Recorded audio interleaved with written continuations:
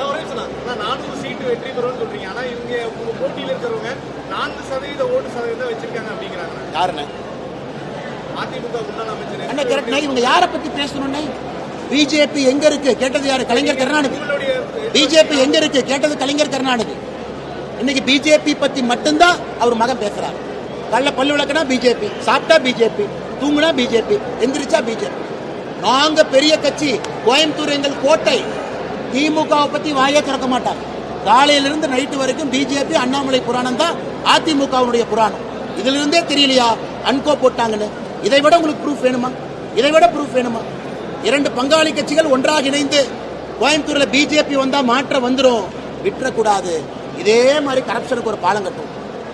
இதே மாதிரி குண்டுங்குழியுமா ரோட வச்சிருக்கும். எந்த மாற்றத்தை கொடுக்காம அப்படியே ஓட்டிடும். என்னன்னே சொல்றேன், என்னன்னே வளர்ச்சி அவனுக்கு.